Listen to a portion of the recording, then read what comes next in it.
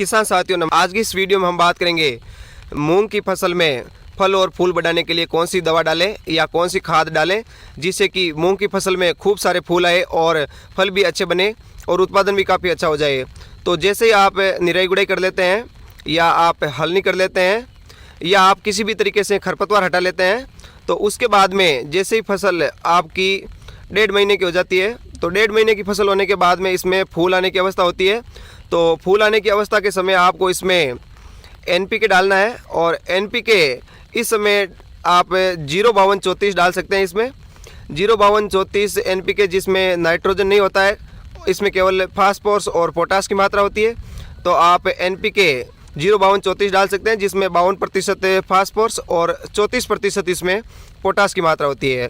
Phosphorus के कारण फूल काफ़ी अच्छी संख्या में आते हैं और पोटास के कारण जो दाना होता है वो चमकीला बनता है, अच्छा सुंदर दिखता है। तो आप ये डाल सकते हैं 05234 या आप 2 से 3 बार इसका छिड़काव कर सकते हैं अपनी फसल पर। और अब हर बार आप जो डालते हैं इसमें 10 या 15 दिन का बीच में अंतराल रहना ज़रूरी है।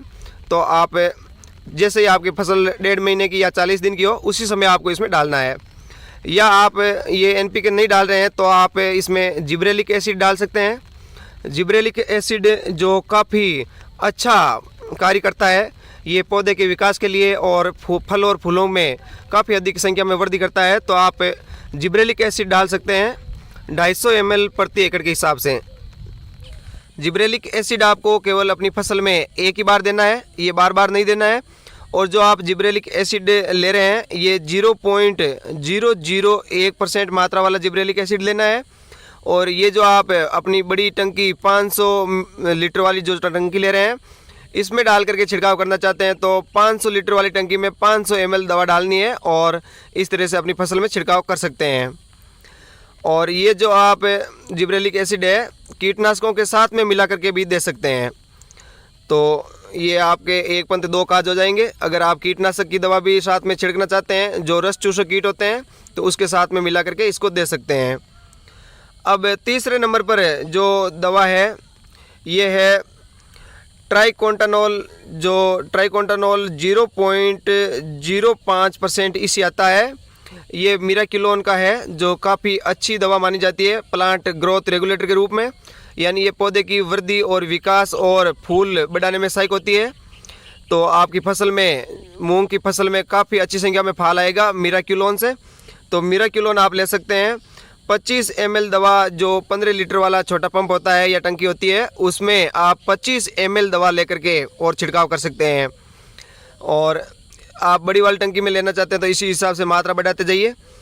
तो मिराकिलोन जिसमें ट्राइकोंटानोल 0.05% इसी होता है, ये आप ले सकते हैं। और चौथे नंबर पर जो प्लांट ग्रोथ रेगुलेटर के रूप में ही कार्य करता है और काफ़ी अच्छा माना जाता है, तो इनमें से आपको केवल एक ही लेना है, सभी नहीं लेना है। मैं सभी जो अच्छे कार्य करते हैं फसल में वो बता रहा हूँ। मूंग में जो आपको सुविधाजनक आपके क्षेत्र में आसानी से मिल सके उसी हिसाब से लेना है। तो चौथे नंबर पर है प्लानोफिक्स।